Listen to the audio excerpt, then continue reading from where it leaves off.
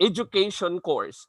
Mayroon siyang basic education, mayroon siyang elementary, mayroon siyang high school. Pag sa elementary, you are, ang tawag natin sa kanila, generalist because they should know at least all the subject area. They are actually masters of many subjects. Whereas for us secondary teachers, we have to master our field. In my case, when I was in college, I majored the religious studies, which is actually affiliated to values education. Bakit? Bakit kailangan ma-master ng teacher yung kanyang content? For a very simple philosophy, you cannot give what you don't have. Baka mamaya niyan, mas magaling pa yung estudyante mo sa'yo.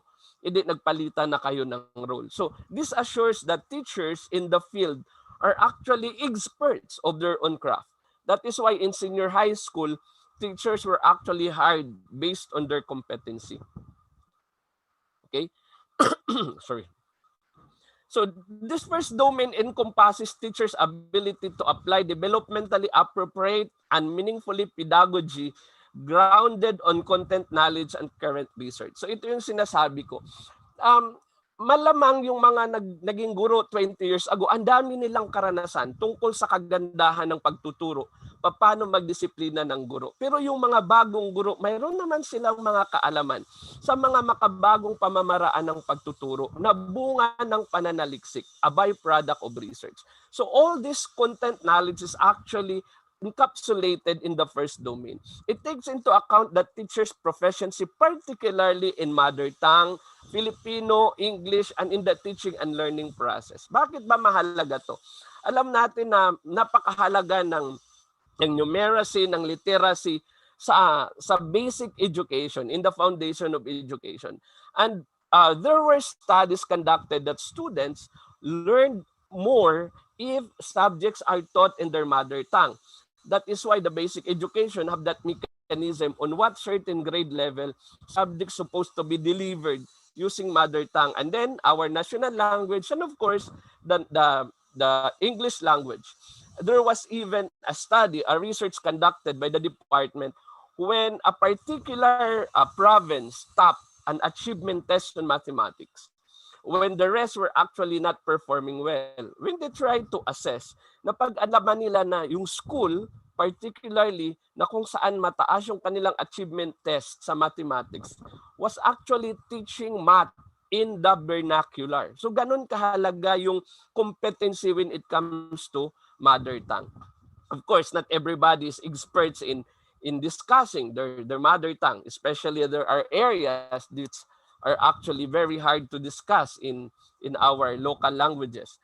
Now, this is now the strand number 2 na ating pag-uusapan. So the second strand, which is research-based knowledge and principles of teaching and learning, ay nakapaloob din siya base doon sa career stages. Halimbawa, for the beginning teacher, what they are supposed to be qualified of. So beginning teacher demonstrate an understanding of research-based knowledge and principles of teaching and learning.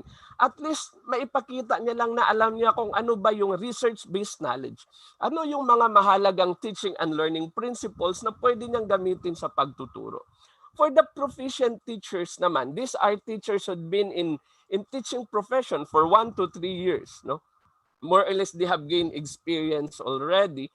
They must be able not only to know, but to use research-based knowledge and principles of teaching and learning in order to enhance professional practice. No wonder that in our IPCRF, mga kabibal, even you are teacher 1 to 3, okay, one of your plus factor is to conduct research.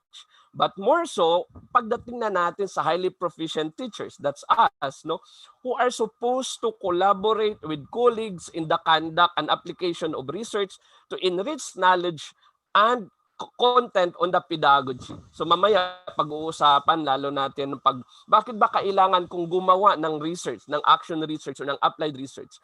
And for those who are actually experts, the distinguished teachers, they're supposed to lead colleagues in the advancement of the art and science of teaching based on comprehensive knowledge and of research and pedagogy. So sila na yung mangunguna, okay? So like they will be the one to organize mechanism to implement the new found knowledge or maybe strategies on discussing a particular topic. Moving forward, so content knowledge pertains to competencies that teacher are expected to master for them to teach efficiently and effectively. Hindi lang effective, dapat efficient. Kapag alam mo, dapat alam mo kung paano mo ituro at kung gaano mo katagal siya ituturo. Because sometimes, 'di ba, aminin natin, may mga topic talaga na sobrang tuwang-tuwa tayo. Ito yung mga well-loved topic that sometimes we have the tendency to overdwell. Pag hindi naman natin gusto yung topic, ang bilis-bilis. So we don't only teach effectively, we also teach efficiently. Kaya nga kung bubuksan natin ngayon yung ating MELC, no, yung ating enhanced competencies, nakalagay na doon ano lang ba yung mga mechanism talaga na mahalaga. Also, there. So, yung sinasabi ko kanina, sa domain 1 on the content knowledge of and pedagogy, it has 7 strands. Balik tayo doon. Medyo napa-advance tayo ng konti. Okay? So, ano ba yung number 2? Number 2, research-based knowledge and principles of teaching and learning. Hindi ko na i-discuss yung iba kasi nakikita nyo naman sa screen. Yung number 1 was already discussed, so content knowledge and how it is applied across curriculum areas. For me, I will only focus today on research-based knowledge and principles of teaching and learning na magagamit natin habang tayo ay nagtuturo ngayong pandemic. So, ano ba yung research-based knowledge? According to the DepEd order, which we actually base our study, okay? Ayan. Research-based knowledge pertains to dahan lang tayo ng konti. Medyo nauuna yung ating screen. One more. Okay. Information, knowledge, or data acquired through systematic investigation and logical study. Alam natin na ang pag-aaral, ang pagtuturo ay ano yan progressive. It is systematic and sometimes it is dynamic. May mga bagay na dati alam natin na totoo, ngayon ay hindi na pala totoo, just like the solar system. No, there are new inventions, there are new pedagogies which were discovered that is applicable to our time. So these are new knowledge based on research. Information, knowledge, or data which are actually acquired by researchers, by practitioners, by academicians through investigation and logical study. Okay, moving forward. So, when we speak of research, very briefly, according to Wambaleka, research is a scholarly activity that consists of addressing a specific problem by collecting, analyzing, and interpreting data or through scientific information of facts. So halimbawa, tayo ngayon may mga pagdadaan ng challenges in delivering instruction, like may it be printed module, may it be digital module, may it be full blast online teaching or flexible mechanism. Itong mga problema na ating nararanasan, pwede nating aralin. Actually, kung mapapansin nyo, there were already studies being published. No, I saw some articles already from certain journals that already found out some good mechanism in order to be adopted by teachers. So these are research-based knowledge. Okay? So what are the characteristics of research-based knowledge? According to the same source, a research-based knowledge actually respond to a specific problem. Halimbawa, ang problema ko, nahihirapan yung mga estudyante ko sa individualized instruction. Hirap na hirap sila na walang guro. So paano ko ba ituro yung klase ko dahil nahihirapan yung mga estudyante? Yung weekly home learning plan ng DepEd, mayroong ginagawa yung mga teacher, no, yung mga kasama ko sa San Matias National High School, palagi naming pinag-uusapan sa grupo ko. Ano ba yung pwedeng ilagay doon? After you assess, no, ngayon gumagawa tayo kung ano yung naging problema, mga challenge na encounter natin. We try to identify problems encountered by student. And then gagawa tayo ng ating intervention. So these are what do you mean by addressing specific problem. Ngayon, kung anong lumabas doon sa ating pag-aaral, we can actually share that to other teachers who are encountering and who are also experiencing the same problem. Next, empirical. Hindi siya pwedeng hula-hula lang. Empirical means based on experience. So kagaya ng mga ginagawa ng mga teachers sa buong Pilipinas, may it be private o public school, we ask our students, ano yung mga challenges na encounter nyo? Paano namin kayo matutulungan? I had some talks with students from City Colleges of San Fernando and maybe the same experience from Cagayan State University from the class of Dr. Gilbert Magulod Jr., who were trying to assess the problems encountered by students in the delivery of instruction and then addressing that concerns. Kaya nga mayroong feedback mechanism. It's supposed to be done systematically. Mayroon siyang step-by-step process. Kaya hindi pwedeng pag nagkamali, kaagad tayong gagwelta. Hindi, aralin muna natin. Ano ba yung pinagmulan at paano natin siya ma-respond ng maayos. Okay? So it's supposed to be credible, logical, and critical. Credible means based on real facts. That's why you ask students. You also, from your end as teachers, what we do is we consult text, we consult research, we consult articles that have been conducted about that particular problem. Then logical, based on evidence. So findings are actually byproduct of a systematic analysis of the problems encountered using different analysis procedures, quantitatively and qualitatively. And supposed to be critical. Critical means careful evaluation of the data that we collect. Are they real? Are they properly gathered? Or they were just gotten from somewhere else, not reliable a source? Okay? So that is what it means by research-based knowledge. Ang tanong, bakit ba mahalaga ang research-based knowledge?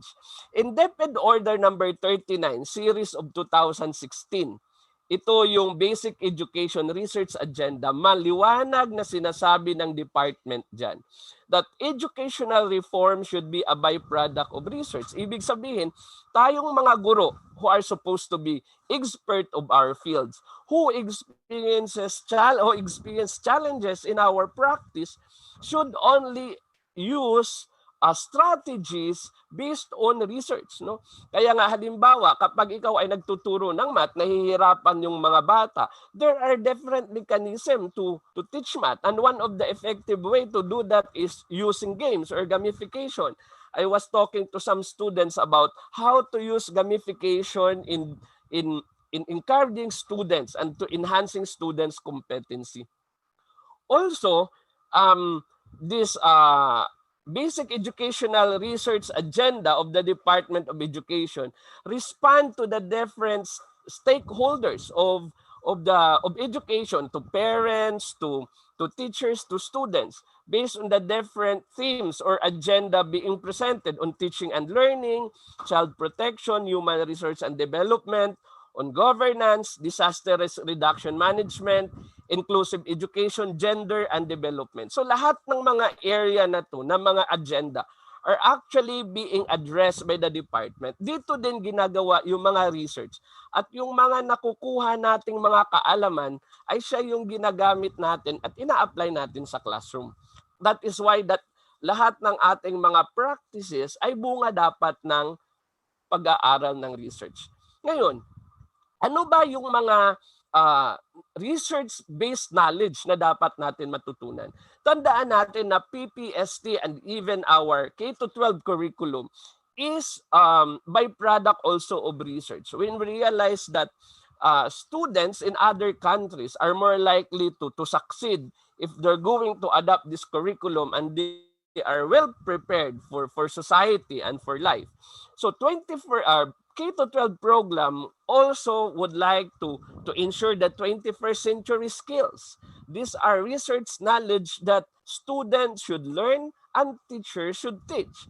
So according to this source, how today's students can stay competitive in changing job market, to become responsive, may tatlong skills na dapat ituro si teacher or pag-usapan o i-collaborate with students. Ito yung learning skills, literacy skills, and life skills.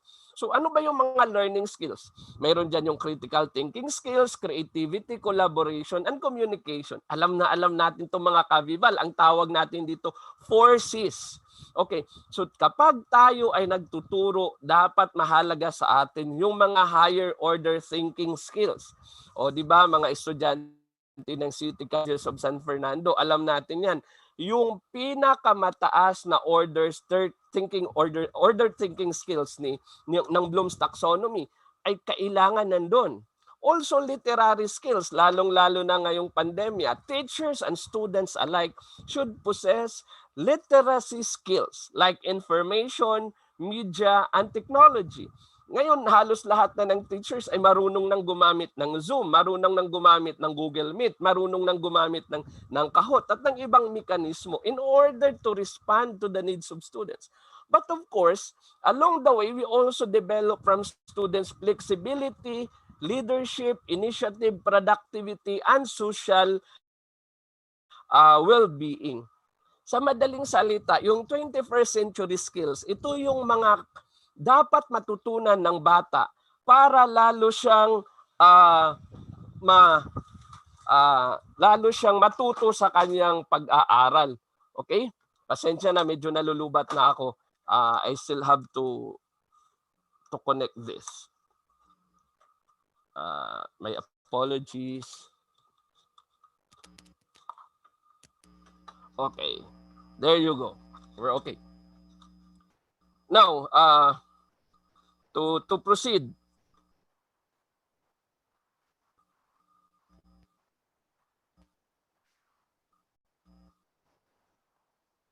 Okay. Okay, there.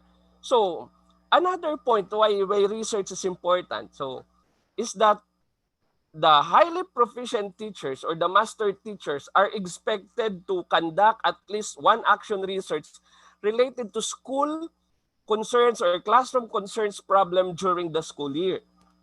So this is important because one of the key results area expected of teachers and even teacher 1 to 3 are required or are expected in order to become responsive teachers in their field. Now, having said that, let's now discuss or go to out the second part. What are the teaching principles and later on learning principles that we should know as teachers? So teaching is a complex job or complex vocation that everybody should be able to really appreciate and capacitate themselves in different ways. So the first principle that we should have is effective teaching involves acquiring relevant knowledge about student and using that knowledge to inform the course design and classroom teaching. Hindi lang sapat na alam natin yung ating tinuturo. Dapat kilala din natin yung ating mga estudyante. Kung makikita nyo sa screen, one of the model that is used in teaching is the Assure model. Using Assure model, the teacher must be able to identify first the different aptitude of student. Sino ba yung magaling sa math? Sino yung gustong sumayaw? Sinong magaling sa art? Sinong magaling sa performing arts? Para yung ituturo ni teacher ay angkop dun sa kakayahan at sa ka-preference ng bata. So that will ensure effective teaching. Kasi halimbawa, si teacher nagtuturo, yung estudyante, hindi niya naman hilig yung tinuturo ni teacher, iba yung kanyang learning style. Chances are, hindi makikinig yung estudyante. So napakahalaga, unang principle, napakahalaga na dapat alam ng teacher yung kilala niya yung kanyang mga estudyante, yung kanilang mga preference. Kaya nga, di ba yung simula ng klase, napakahalaga, yung simpleng magtanong lang tayo, will you please introduce yourself? Sabihin nyo kung ano yung gusto nyo, saan kayo magaling. Bakit? Kasi magagamit ito ni teacher pagdating ng araw as he tries to deliver the instruction because it will respond to the different needs of the student. Kaya nga si master teacher at saka si principal or assistant principal na nag-o-observe kay teachers ng Assure, tinitingnan niya kung nagagamit nga nare-respond. Ano bang ginawa ni teacher dito sa mga student na performing, sa mga students na artist, sa mga students na mahilig sa ganito. So tinitingnan niya ni principal sa nag-o-observe. Second principle that we need to imbibe is effective teaching involves aligning three major components of instruction: learning objective, assessment, and instructional activities. Naalala natin yung UBD, no, understanding by design. Napakahalaga na bago tayo magsimula ng klase, alam muna natin ano ba yung ini-expect natin na performance ng bata, even as we craft our weekly home learning plan before our DLL. Ano bang expected outcome natin? Kung ito yung expected outcome ko sa mga bata, at paano ko ituturo yung klase ko na maintindihan nila yung aking ituturo. Tapos, yun din yung gagamitin mong assessment. So, huwag kang maghanap sa mga estudyante sa mga bagay na hindi mo na ituro sa kanila. Okay? O kaya na ituro mo man, ay hindi naman tumpak sa pagtuturo. Kaya isa sa mga model dyan na pinag-uusapan, no, I would also share is yung TPAC model. Remember the TPAC model? Dapat alam ni teacher yung content, no? The content knowledge. Alam niya dapat yung pedagogy, and then alam niya din yung technology. No? So, alam niya yung competency teacher, alam niya kung paano ituro. Tapos gumagamit siya ng mga bagong teknolohiya para maituro ng maayos. So again, assessment, objective, and instructional activities or pedagogy or mechanism should be aligned in order to ensure effective teaching. Third, effective teaching involves articulating explicit expectation regarding learning objectives and policies. So, from the end naman ng estudyante, it's actually connected to number 2. Dapat malinaw sa mga bata, from the start, ano ba yung ini-expect mo sa kanila? Para alam din nila, halimbawa, in this class, you are expected to make a portfolio on the different mechanisms used in building a boat, for example. And you are supposed to use through this.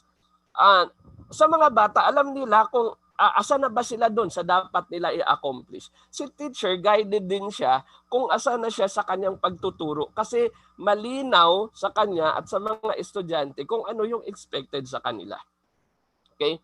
Fourth, effective teaching involves prioritizing the knowledge and skills we choose to focus on. Si Yusek San Antonio, sinabi niya sa isa sa mga balita na siya mismo medyo napansin niya doon sa bahay na yung kasama nila sa bahay na estudyante na overwhelmed, no? Na overwhelmed sa mga pinapagawa ng teacher. Although ito ay iba-iba yung reaction ng mga teacher. May mga teacher na pabiro nagsagot, bakit? Saan ba namin kinuha yung pinapagawa namin? Di ba galing din sa inyo? So, studies however showed that online learning particularly has the tendency to saturate. No, mayroon kasi siyang saturation point. Hindi siya sustainable. Kaya nga ina-advise na dapat blended learning. No, may time na gagamit sila ng internet, may time na gagamit sila ng module lang, may time din sila magpahinga. So teachers must be able to help students prioritize. Kaya nga 'di ba si DepEd nagkaroon siya ng MELC, no, ng maximum learning competency, para alam lang kung ano lang yung mga dapat ituro sa mga estudyante, ano yun ang mga hindi dapat ituro sa mga estudyante para hindi naman sila ma-overwhelm. Number 5, effective teaching involves recognizing and overcoming expert blind spots. Ano ba yung expert blind spots? Tayong mga guro kasi dahil siguro sa katagalan na nating nagtuturo, kagaya ngayon, dire-diretso lang tayong nagtuturo. Kasi nakukonek na natin yan eh. I've been doing that for a long time. Pero tandaan natin na ang ating mga estudyante ay hindi sila kasing galing natin. Ibig sabihin, what my point is, yung kanilang intellectual capacity at ang kanilang mental framework ay ibang-iba pa sa atin. So, ang trabaho natin bilang mga guro is we help them connect, okay, the previous concept to the next concept. yun yung pinakatrabaho natin. Yan kasi kung minsan yung blind spots natin mga guro, nakakalimutan natin. So we must always make connection, okay? From the previous lesson to the current lesson. 6. Effective teaching involves adapting appropriate teaching roles to support our learning goals. Anong ibig sabihin ng adapt appropriate teaching roles? Ngayong pandemya, ang hirap ng trabaho ng guro sa totoo lang. Hindi lang tayo guro, no? Marami tayong mga roles na dapat gampanan. We can be a moderator, we can be a challenger, we can be a commentator. Anong ibig sabihin nun? We can be a moderator between students and their parents, between parents and the LGUs, between the school and the parents. So itong mga role na ginagampanan ng guro in order to assure quality education. So effective teaching involves adapting appropriate roles in order to reach our learning goals. And number 7, effective teaching involves progressively refining our courses based on reflection and feedback. Paano ba natin gagamitin to? Bago pa nagsimula yung klase ng October 5, si DepEd, even in SDO Pampanga, nagkaroon na ng dry run. Siguro naman lahat ng mga division office. Doon pa lang nakita na natin kung ano yung mga modality na gagamitin natin sa bawat lugar at sa mga estudyante. At ang mga estudyante ngayon at ang mga magulang, nagkaroon din sila ng pagkakataon to give their feedback. Now, teachers, as they prepare their weekly home learning plan, they are now trying to refine and redefine. Kaya nga, di ba sinasabi natin, walang perfect mechanism at this point in time. We are all actually learning. So, we are trying to help one another. Kaya napakahalaga yung ginawa ng DepEd na Bayanihan Center or Bayanihan Mechanism. Sinabi doon, kapag may nakita kayong dapat baguhin, dapat ayusin, you contact us, magtulungan tayo because that's supposed to be the spirit. Para lang yung nangyari ngayon sa Congress na at least kahit papano pagkatapos ng mahabang hindi pagkakaintindihan, nagkaintindihan na daw sila, and the main purpose is to see to it that the common good of the people of the Philippines is being properly provided. Okay. So now let's discuss the principles of learning. Kanina yung principles of teaching. Paano ba magturo ng maayos si teacher? Ito naman, paano naman natututo ang bata? So there is also there are another 7 principles. These are from Center of Teaching from Mellon University, no? Number 1, sabi, students' prior knowledge can help or hinder learning. So sa pagtuturo, palagi nating tandaan bilang mga guro, no, lalong-lalo na sa new normal, na yung previous knowledge ng bata ay malaking maitutulong niyan sa pagtuturo natin ng bagong lesson. Pwede siya kasing makatulong o makasira. Kaya nga, di ba, kung minsan, napapansin natin doon sa mga lesson plan natin, palagi tayo nagsisimula sa review. The purpose is connection. Kung natandaan natin yung Dale's Cone of Experience, yung model ni Dale, sinasabi niya kasi na, di ba sinasabi doon na ang pagkatuto ng bata at ang retention capacity ay nakadepende kung gaano kahabang kadaming senses yung ginagamit ng bata. At ito ay unti-unting nababawasan sa paglipas ng araw. Kaya ang ginagawa ni teacher, we try to connect. So palagi nating i-recognize yung kahalagahan ng previous knowledge niya. Sa senior high, may mga subject na may prerequisite, even in college. Kasi kailangan mo yung knowledge na yun to understand this knowledge. Paano ba ito gagawin ni teacher? Ito yung mga suggested activity. So, the teacher can administer a diagnostic assessment. Pwede mo malaman, di ba? Kung titingnan nyo yung mga module, paragi tayo may pre-test. So, yun yung purpose nun. Have students assess their own prior knowledge para alam natin bago at pagkatapos ng pagtuturo natin kung may pagbabago. Experimental research yan, no? Before and after, pre-test and post-test. Second, use brainstorming to reveal prior knowledge. You could ask them, di ba mayroon tayong KWL kung minsan. Ano na bang alam ninyo? Ano yung gusto nyong malaman? Ano na yung natutunan nyo? The purpose of this again is to consider the previous knowledge. Identify discipline-specific conventions explicitly. Okay? Kung anong particular discipline nila kailangan o sila magaling. Next, ask students to make test and prediction. We are running out of time, kaya medyo bilisan natin ng konti. Number 2, student motivation determines, directs, and sustains what they do to learn. Isa sa mga predictors na lumabas din sa pag-aaral ko kung gaano kahalaga yung motivation, which is actually affiliated to self-efficacy. Kapag ang isang tao kasi naniniwala ka sa sarili mo na kaya mo to, kakayanin mo talaga. So nagkakaroon ka ngayon ng lakas ng loob na harapin yung lahat ng pagsubok sa buhay. Halimbawa, napapansin natin may mga nakikita tayong post FB, may mga estudyanteng umiiyak sa harap ng laptop. May mga estudyante naman na nandun sa taas ng kahoy, kumukuha ng signal, and even teachers and parents. So motivation actually determines how students learn. No, the more determined they are, the more chances that they will succeed in their learning. Okay? And how you can do this as a teacher? Connect material to students' interest. So yung mga ipapakita natin ay yung gusto niya, di ba?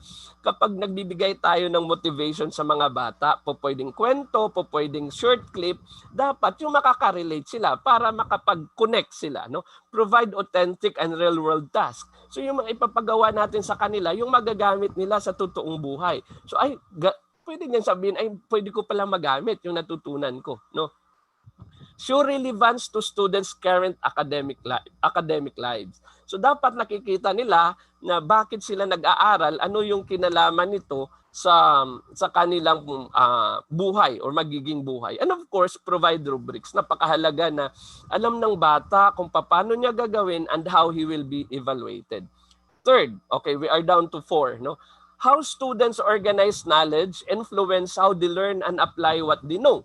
Anong ibig sabihin nito?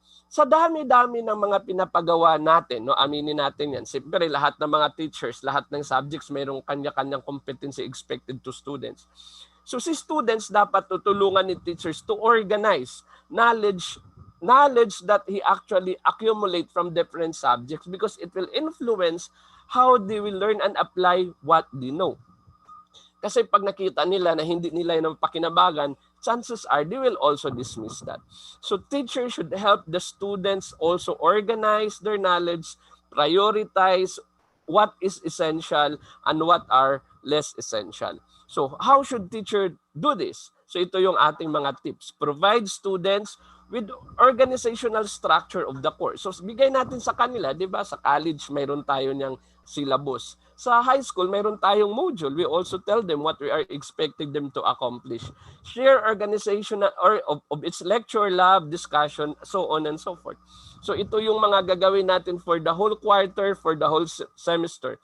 Make connections among concepts explicitly. Kaya nga 'di ba? Isa sa mga activity na pinapagawa natin sa kanila, we ask them to make concept maps. That's also very important. As students to, ayan, that I just mentioned that, no? Fourth, to develop mastery, students must acquire competent skills, practice integrating them, and apply what they have learned. So itong tatlo, napakahalaga. Competent skills, integrate the skills, and apply. So dapat magkaroon sila ng skills. Yung tatlong skills na binanggit natin kanina, no? Yung literacy skills, yung life skills, at saka yung ICT skills na kailangan nilang matutunan. So to have these competent skills, they must be able to integrate. So dapat maipasok nila sa buhay at maipractice. Kasi the more na pinapractice nila, the more it will become part of them, no? It will become a second nature. To how they do this? You provide isolated practice of weak or missing skills. Kapag may nakikita ka na medyo mahina yung bata, you provide intervention, you provide remediation, and we're doing this already, teachers. Kasama din to sa ating weekly home learning plan. Give students opportunities to practice skills. Kaya dito, naalala nyo siguro nung tayo elementary pa sa math, di ba si teachers, ilang papel yung pinapasulat sa atin, ang letter A, letter B. Nung nag-primary na tayo, pinasolve na tayo dun sa papel ng paulit-ulit na maraming exercises. This is the purpose of this. Give the students opportunities to apply skills or knowledge in diverse contexts. Kaya nga napansin nyo, sa Bloom's taxonomy, ang bago, okay, the revised Bloom's taxonomy, the highest form of knowledge is creating. When the student is able to create something out of your discussion, it's actually an evidence that students indeed learn and the students are able to put them into practice. Okay?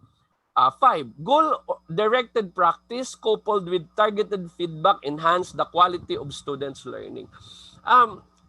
Hindi madali ang pag-aaral ngayong new normal. Maraming challenges yung estudyante, yung mga magulang, yung teachers, yung administrators, even the department, Department of Education and Higher Education.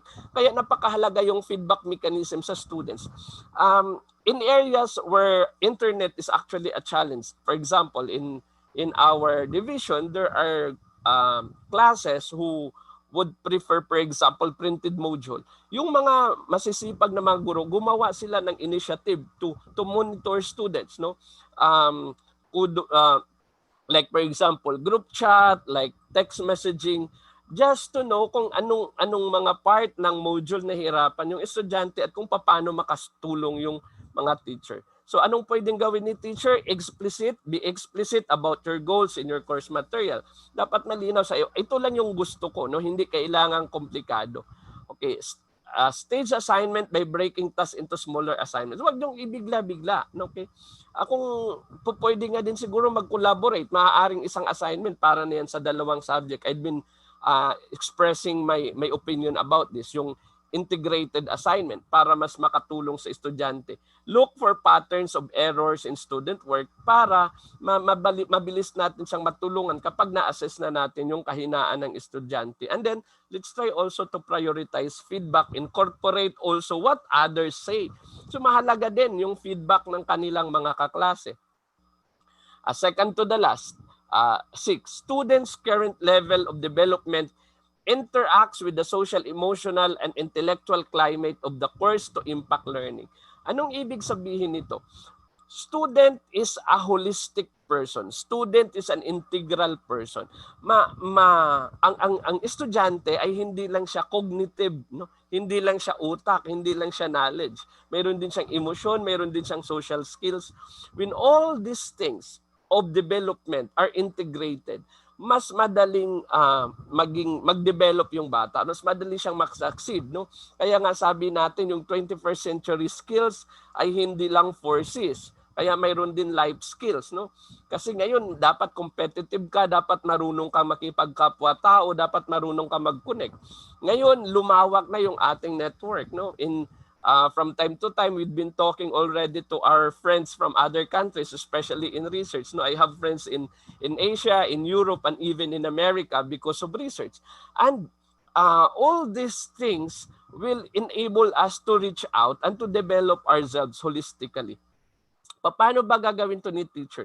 Make uncertainties safe, examine your assumptions about students, model inclusive language, behavior, and attitudes, establish reinforced ground rules for interaction. So siguraduhin natin bilang mga guro na malinaw ang mga to sa atin. How are they supposed to interact? Ano ba yung mga bagay na dapat pwede nilang gawing magkasama? Ano naman yung mga bagay na dapat sila lang? May mga post sa Facebook na mga magulang, wag nyo daw sagutan yung mga module na mga anak. Ang tanong, paano natin malaman kung parents ka talagang sumasagot o hindi? Ang mahalaga dito siguro na dapat natin isipin, let's try to inculcate value. Ano ba yung pinapahalagahan ng mga magulang? Yung mataas ba na grade, yung tamang sagot ba, o yung katotohanan, yung matuto yung anak niya sa buhay? So I think that is more important than the grade, than the scores. So that's one thing that we should also emphasize, the importance of behavior. Use the syllabus first day of the class to establish the course climate para lang malinaw sa bata kung ano yung dapat niyang gawin. And lastly, to become self-directed learners, students must learn to monitor and adjust their approaches to learning. So ang ibig sabihin nito, para maging self-directed, ito naging problema natin na binanggit ko, may mga estudyante na umiiyak, may mga magulang nang nagrereklamo, nahihirapan yung kanila mga anak dito sa module, sa online learning. Student must learn to monitor and adjust their approaches to learning. Dapat nagpi-feedback tayo mga guro tungkol doon sa performance ng bata, or we at least ask them, kamusta, saan ka nadalian, saan ka nahirapan, anong pwede naming gawin para matulungan ka, para mas matuto yung bata na sumagot mag-isa. Okay? Now, having said this, no, we discussed already what what is PPST, what is research-based knowledge, what is principles of learning, principles of teaching. At the end, napakahalaga na si teacher din ay matuto siyang i-equip yung sarili niya. So, the challenge now for us, okay, is to develop also the 21st century professional developmental skills as teachers. As we try to capacitate ourselves, it calls for an ongoing professional development. And Janelle Cox, an, an MS in education, actually cited 15 ways, but I will not elaborate that already. No, how are we supposed to enhance ourselves to become responsive educators, quality educators in time of pandemic? So isa-isahin na lang natin without discussing. So teachers should be adaptable, no? Ibig sabihin dapat marunong siya mag-adjust lalo na ngayong pandemya, confident. Kapag confident ka, mas nakikita ng estudyante na alam mo, mas makikinig sila sa iyo, no? Mas diretso lang. Communication, dapat marunong tayong mag-communicate sa estudyante at sa ibang stakeholders para lalong maganda yung daloy ng ating pagtuturo. Team player, hindi natin kaya ito mag-isa, kaya nakita natin yung kahalagahan ng mga LGU, ng guardian, and other non-government organization. Continuous learning, we capacitate. Imaginative, we try to develop and discover new ways of doing things. Leadership, napakahalaga dito kung paano natin ipaandarin yung ating klase and our relationship with others. Organization, innovation, no? Innovation is actually very important because we don't stick. No, we should be able to embrace new things. And like now, we should be able to be equipped more of ICT skills. Commitment, kahit anong mangyari, wag bibitaw. No? Matatapos din natin to. Maliban sa education, basically, siguro sa kabuuan, problema natin sa kalusugan. Ability to manage online reputation. Bilang mga guro, we secure the privacy of our students. Kung napansin nyo yung isa sa mga palabas ni Jessica Soho na habang sila nag-online class, may mga estudyanteng naghubad. So, teachers must be able to be confident of the online mechanism they are using so as not also to embarrass students. Ability to engage to students and other stakeholders, understand technology and its limitation, and know when to unplug. Ito, mahalaga to. No? My wife is an occupational health physician. No?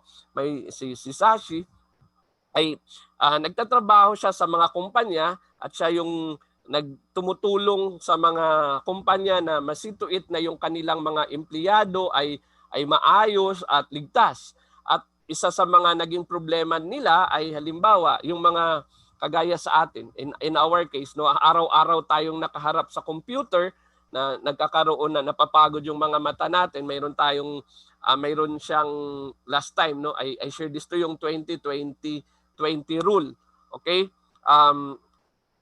Or alam din natin kung kailan tayo huminto, kailan natin i-unplug yung ating computer. Ang tawag dito ay digital detox. No? We know when to stop, we know when to rest. Otherwise, we all will become saturated.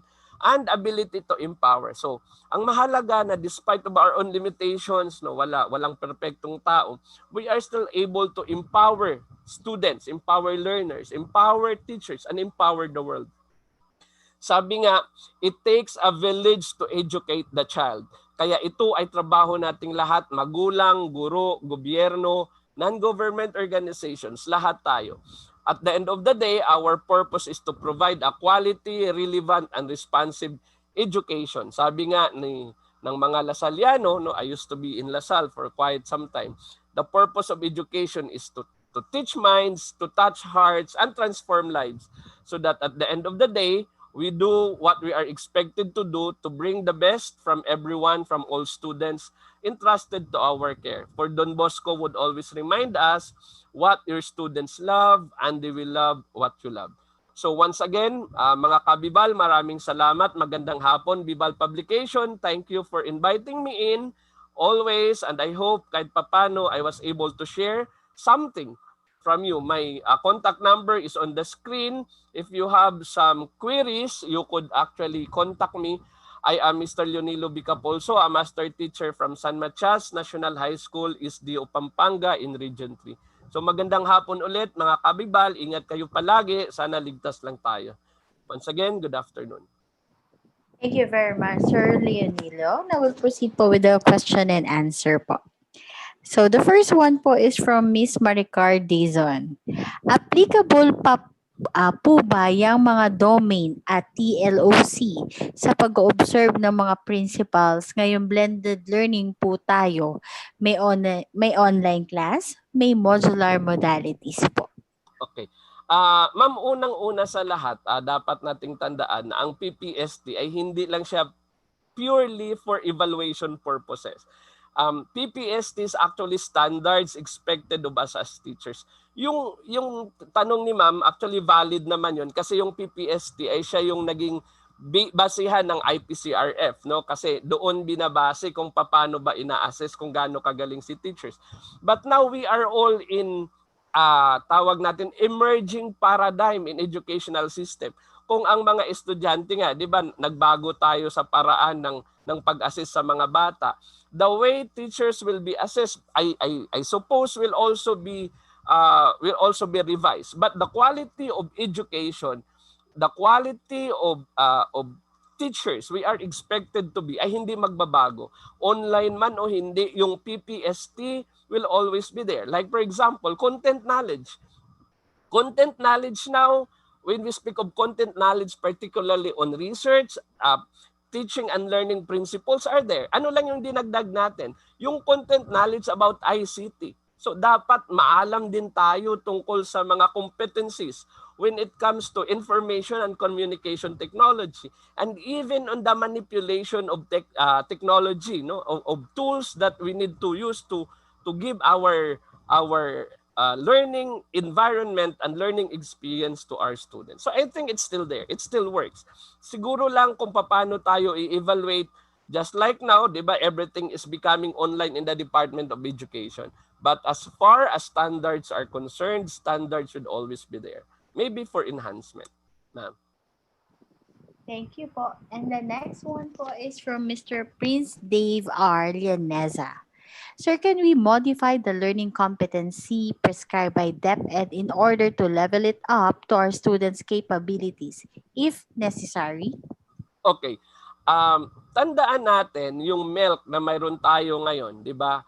Malinaw sa DepEd memorandum bakit nagkaroon ng MELC. The MELC were actually, kung babalikan natin yung ating discussion a while ago, teachers has the right to assess the students' competencies, the student capacities based on the students' aptitude.